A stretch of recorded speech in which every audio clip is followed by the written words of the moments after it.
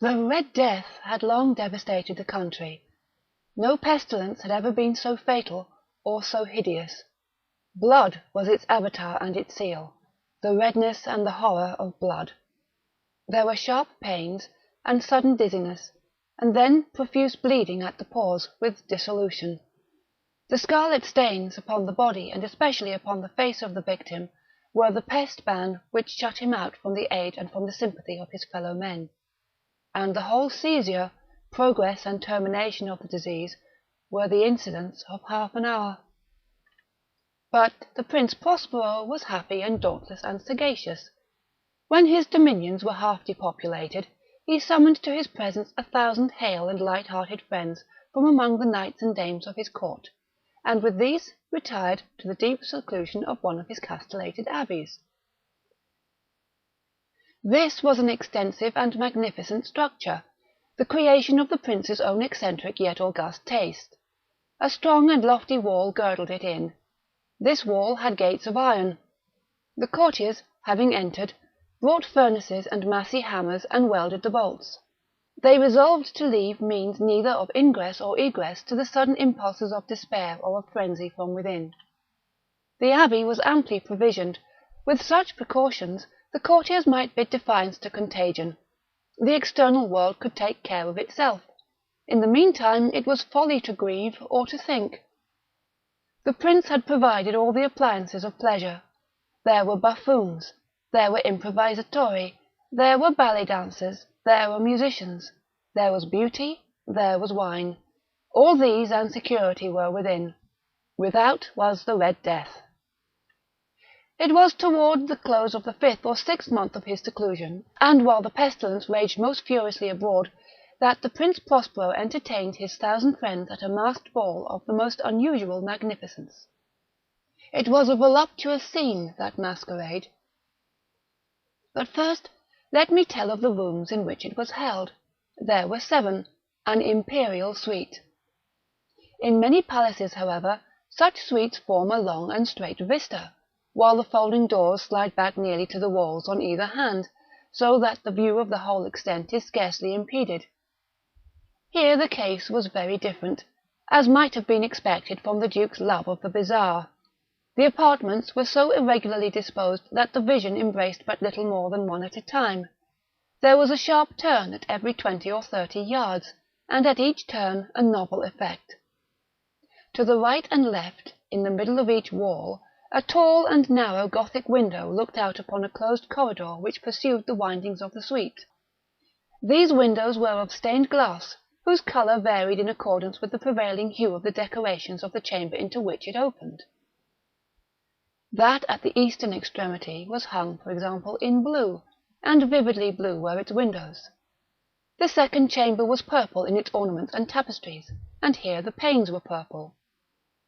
The third was green throughout, and so were the casements.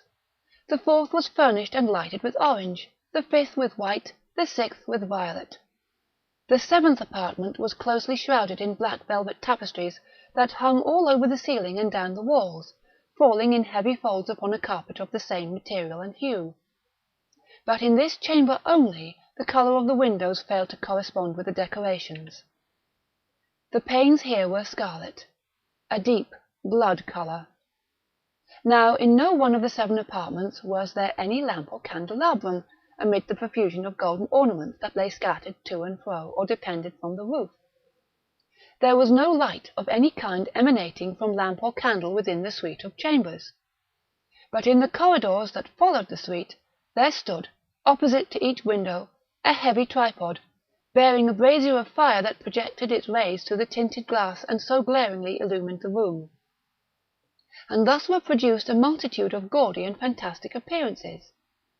But in the western or black chamber, the effect of the firelight that streamed upon the dark hangings through the blood-tinted panes was ghastly in the extreme, and produced so wild a look upon the countenance of those who entered, that there were few of the company bold enough to set foot within its precincts at all.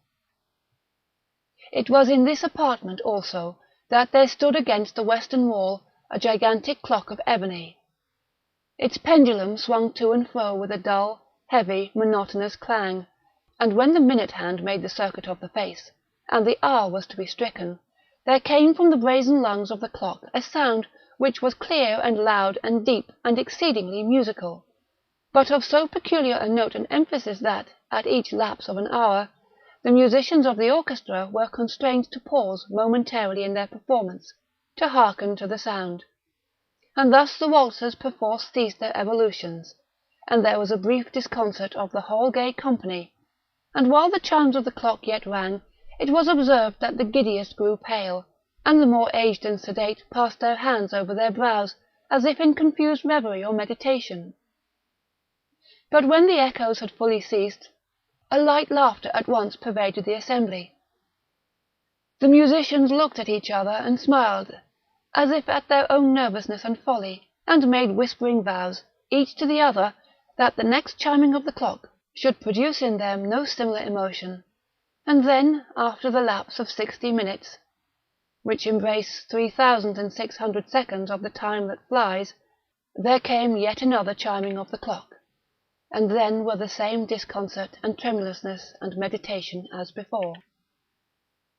But in spite of these things, it was a gay and magnificent revel. The tastes of the Duke were peculiar. He had a fine eye for colours and effects. He disregarded the decora of mere fashion. His plans were bold and fiery, and his conceptions glowed with barbaric lustre. There are some who would have thought him mad. His followers felt that he was not. It was necessary to hear and see and touch him to be sure that he was not. He had directed, in great part, the movable embellishments of the 7 chambers upon occasion of this great fête, and it was his own guiding taste which had given character to the masqueraders. Be sure they were grotesque. There were much glare and glitter and piquancy and phantasm, much of what has been seen since in Hernani. There were arabesque figures with unsuited limbs and appointments. There were delicious fancies such as the madman fashions. There was much of the beautiful, much of the wanton, much of the bizarre, something of the terrible, and not a little of that which might have excited disgust. To and fro in the 7 chambers there stalked, in fact, a multitude of dreams, and these, the dreams, writhed in and about, taking hue from the rooms, and causing the wild music of the orchestra to seem as the echo of their steps. And anon there strikes the ebony clock which stands in the hall of the velvet. And then for a moment all is still, and all is silent save the voice of the clock. The dreams are stiff frozen as they stand. But the echoes of the chime die away. They have endured but an instant, and a light, half-subdued laughter floats after them as they depart. And now again the music swells, and the dreams live, and rise to and fro more merrily than ever, taking hue from the many-tinted windows through which stream the rays from the tripods.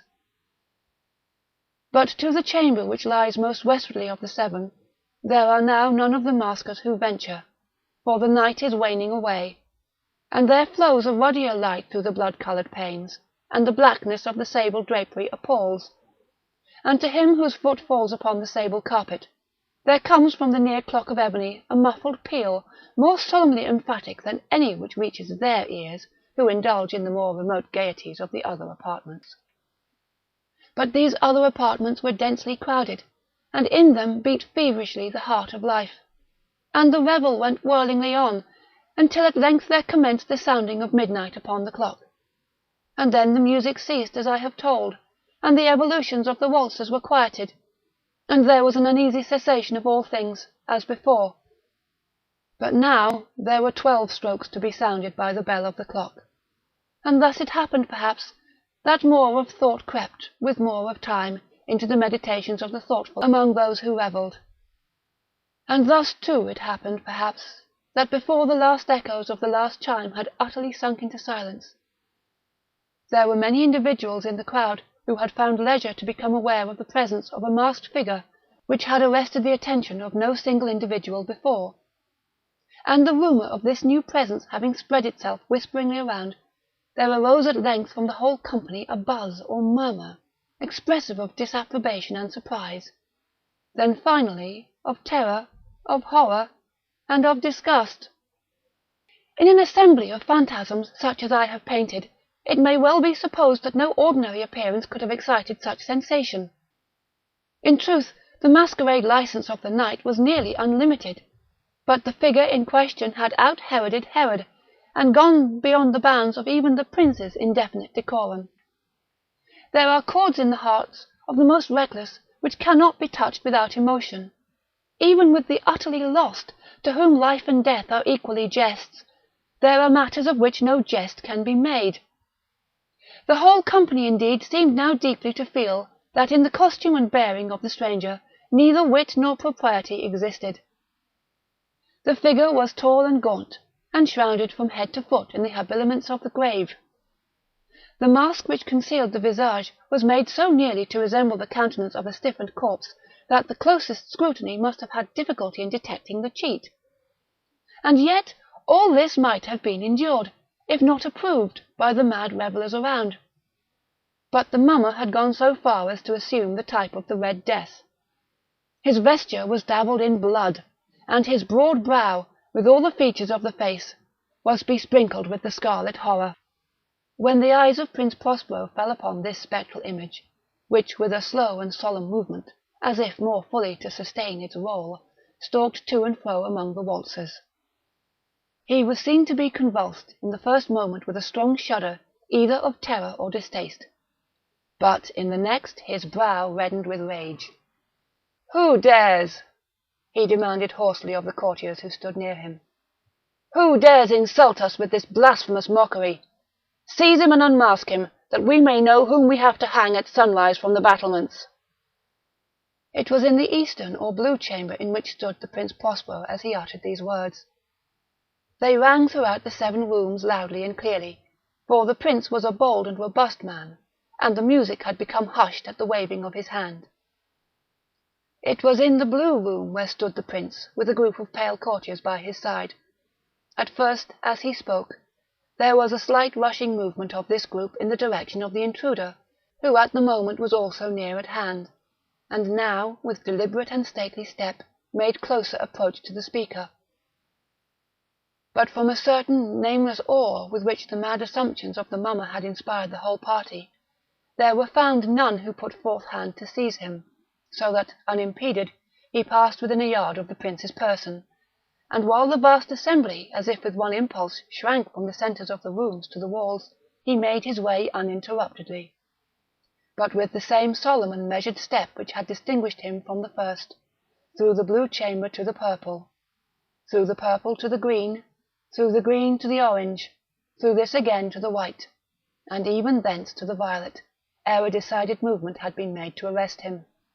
It was then, however, that the Prince Prospero, maddening with rage and the shame of his own momentary cowardice, rushed hurriedly through the 6 chambers, while none followed him on account of a deadly terror that had seized upon all. He bore aloft a drawn dagger, and had approached, in rapid impetuosity, to within 3 or 4 feet of the retreating figure, when the latter, having attained the extremity of the velvet apartment, turned suddenly and confronted his pursuer. There was a sharp cry, and the dagger dropped gleaming upon the sable carpet, upon which, instantly afterwards, fell prostrate in death the Prince Prospero. Then, summoning the wild courage of despair, a throng of the revellers at once threw themselves into the black apartment, and, seizing the mummer, whose tall figure stood erect and motionless within the shadow of the ebony clock, gasped in unutterable horror at finding the grave cerements and corpse-like mask which they handled with so violent a rudeness, untenanted by any tangible form. And now was acknowledged the presence of the Red Death. He had come like a thief in the night, and one by one dropped the revellers in the blood-bedewed halls of their revel, and died each in the despairing posture of his fall. And the life of the ebony clock went out with that of the last of the gay, and the flames of the tripods expired, and darkness, and decay, and the Red Death held illimitable dominion over all.